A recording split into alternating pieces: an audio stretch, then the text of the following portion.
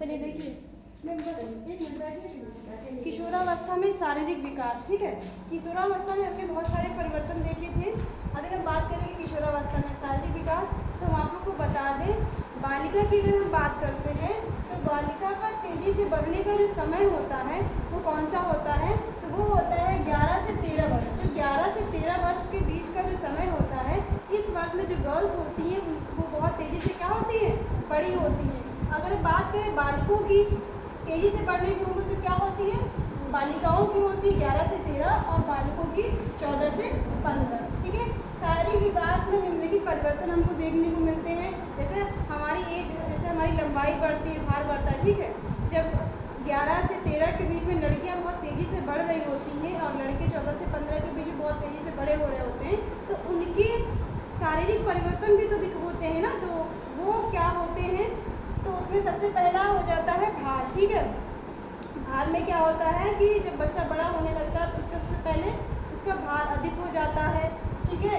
यानी कि इस अवस्था में वो क्या होता है, 50 पाउंड बालिकाओं की भार की अपेक्षा बालक का जो भार है किशोरावस्था तक पहुँचते पहुँचते कितना हो जाता है, 50 पाउंड अधिक हो जाता है। बात करें लंबाई की, तो बालक की जो लंबाई की उम्र होती है 14 वर्ष की आयु में वो अपनी पूरी लंबाई का 57% क्या कर लेता है, प्राप्त कर लेता है। अगर बात करें लड़कियों की यानी गर्ल्स के बारे में, तो उनका क्या होता है, वो 16 वर्ष की आयु में क्या करती हैं, वो पूरी तरीके से अपनी लंबाई का 60% क्या कर लेती हैं, प्राप्त कर लेती हैं, ठीक। अब अगर हम बात करें अस्थि विकास के बारे में, तो अस्थियों में विकास भी क्या होता है, बहुत तेज़ी से होता है। जैसे हमने आप लोगों को बताया था, जब बच्चा जन्म लेता है तो उसकी हड्डियां कितनी होती हैं, लगभग 270 होती हैं।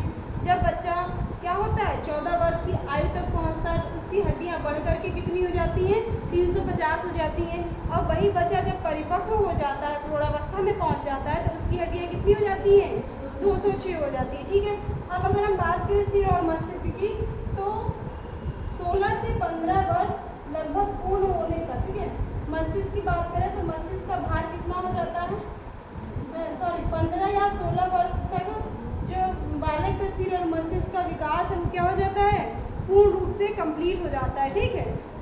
15 या अगर कोई पूछता है 15 और 16 के बीच में, मतलब कि सिर और मस्तिष्क का भार कब तक पूर्ण रूप से परिपक्व हो जाता है या कंप्लीट हो जाता है, तो आप क्या बताएंगे कि 15 या 16 वर्ष तक क्या होता है, बच्चे के मस्तिष्क और सिर का जो होता है विकास पूर्ण रूप से हो जाता है, ठीक है।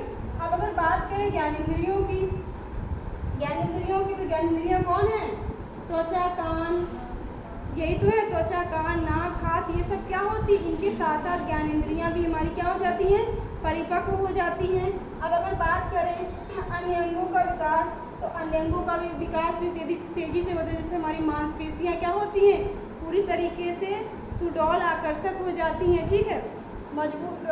और बात करें आवाज़ में, तो इसमें ये भी है आवाज़ में परिवर्तन। आप देखेंगे जब बच्चा छोटा होता है, यानी 10 वर्ष तक का जब बच्चा होगा तो उसकी आवाज़ में शार्पनेस होती है, पतली आवाज़ होती है। लेकिन जब बच्चा क्या होता है, किशोरावस्था में पहुंच जाता है, तो उस बच्चे की आवाज़ में क्या होने लगता है, परिवर्तन होने लगता है। उसकी आवाज़ क्या होती है, बदल जाती है, उसकी आवाज़ मोटी निकलने लगती है। देखा है, सुना है ना, सभी के साथ ऐसा हुआ। अगर गति विकास में वृद्धि की बात करें तो उसकी गति में भी तीव्र गति से वृद्धि हो जाती है। विभिन्न ग्रंथियों का प्रभाव, इन सभी चीज़ों का प्रभाव क्या होता है, किशोरावस्था में पूर्ण रूप से पड़ता है और फिर किशोरावस्था में अत्यधिक परिवर्तन होते हैं, ठीक है। आप लोगों को चीज़ समझ में आ गई, इसको नोट कर लीजिए, ठीक है।